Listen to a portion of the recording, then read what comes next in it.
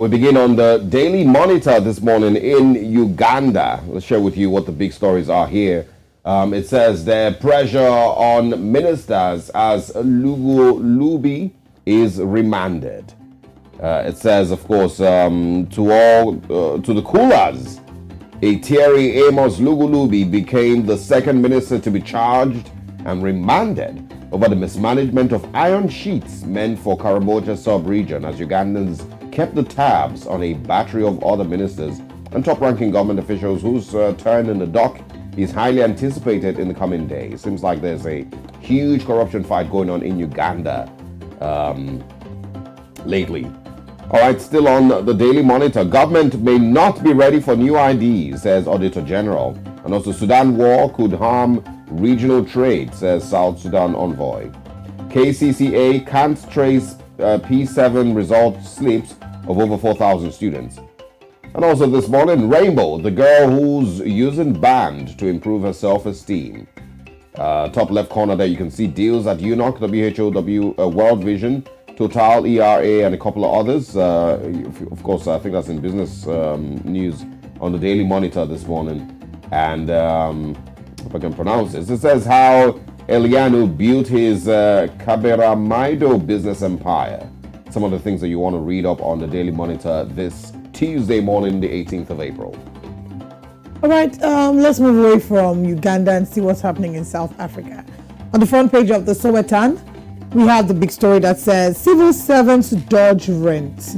Defaulters, including highly paid state officials, have been living without paying a cent for 18 years in houses owned by the government. How did this happen? Public Works plans to flush out non-payers, some of whom have given the houses to relatives. So not only are you staying in a house that you didn't pay rent for, you found a way to still give that same house to your relative. Interesting. No stopping chiefs now. X-Star backs Amakosi for Cup glory. Fun galore in Zanzi's playground. Tebe Magugu journeys to past for inspiration on page 6. And final story on page 11. It's time people truly governed. That's all. Okay, yes, it's not possible for me to take the front pages because I was wondering why is this story not on the front page of the papers. But of course, we can see their photograph here. Matsuara, Selekeni, Teboho, Lipolo, and Dr. Nandi Magudumana appear in the Bloemfontein Magistrates Court yesterday, facing various charges relating to Thabo Bester's escape from prison last year. For further details on page 2, we're following up this story here on Breakfast Central, and we continue to. Let's move away from the south and come to the western Nigeria. All right, now let's go to the Punch this morning in Nigeria. It says fuel subsidy. Federal government begins 40% pay rise for workers April ending. That's on page 24. It says government will settle January to March arrears later, says Labour Minister. Increased transport and housing allowances also, TUC tells the federal government. Interesting. PDP governors demand Adamawa Rex trial. Binanu sues INEC. It's one of the things that we're going to be looking at on the program this morning. Conversations on the controversy in the Adamawa state elections. Also, external reserves slide further to $35 billion. Marginal oil field sale generated 203 billion naira, says Buhari. Also on the Punch newspapers this morning in Nigeria, striking aviation workers reject government plea, threaten total shutdown.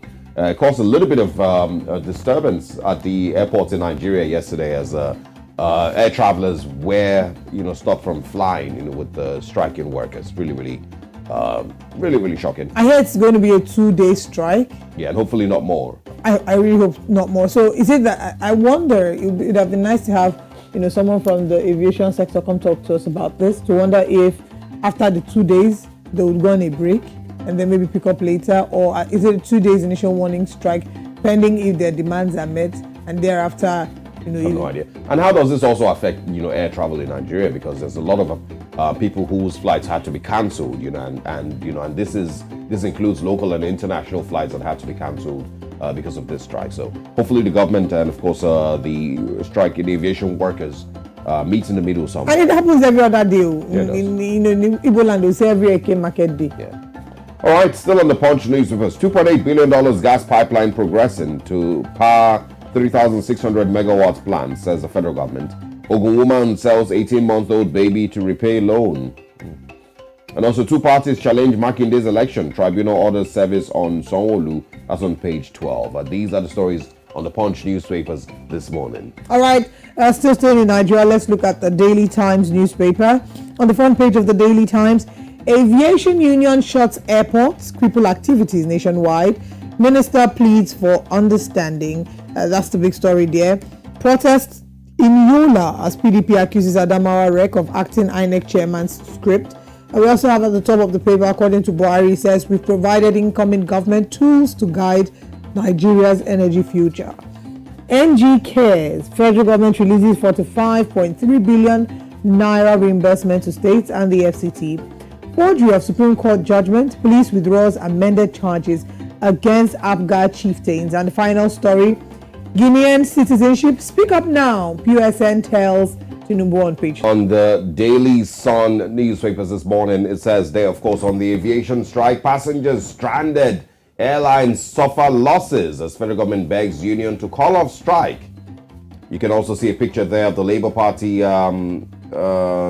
chairman, Julius Abure, of course, and president of the Nigerian Labour Congress, Joe Ajero, and of course, a member of the National Executive Council, Northwest Wisdom Wanchukwu, and head NLC International Department, Uche Ekwe. During a visit of the NLC to the Labour Party Secretariat of Abuja yesterday, they had a solidarity walk, I believe. Kidnapper buries a 3-year-old boy alive after collecting ransom in Katsina. Gunmen kill community leader in Kaduna. Abduct 8 in Benue. Kidnappers kill victims' aid. Injure 3 policemen in Rivers. It feels like, once again, like I said yesterday, we're back to it right after the elections. Everyone is resuming work, including kidnappers and the bandits and who else. Abga crisis. Police withdraw amended charge against Njoku, Justice Odili's secretary. Also, INEC hammer falls on REC over Adamawa gubernatorial results mess. We can also find on the Daily Sun this morning, election petition tribunal strikes out case against Kalu.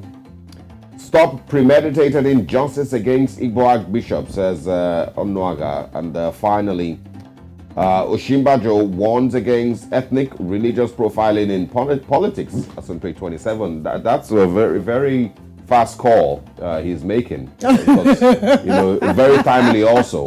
Very, very timely. It's the shade from yourself. That your shade is so intense. Better late than never. Right. Yeah, that's another positive aspect. Better late than never. All right. Now let's still stay in Nigeria and see the Daily Trust away from the Daily Sun.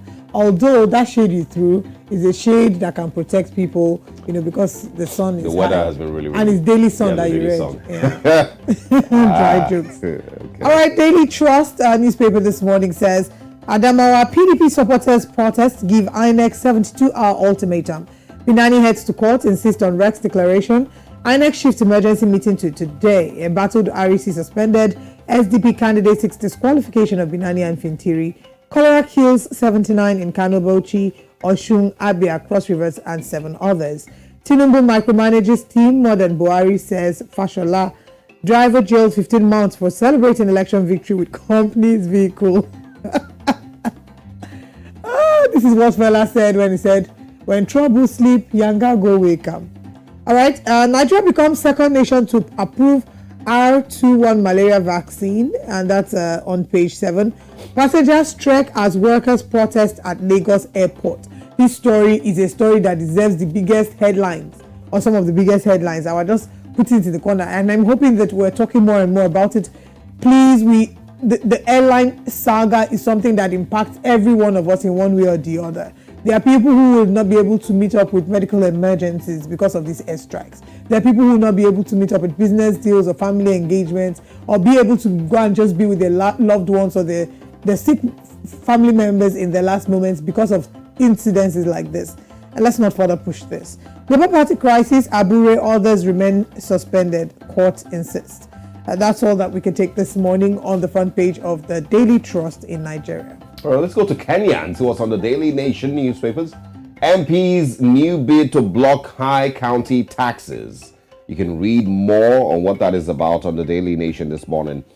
It says, of course, in finance, if the bill is passed, KRA would collect levies for the devolved units.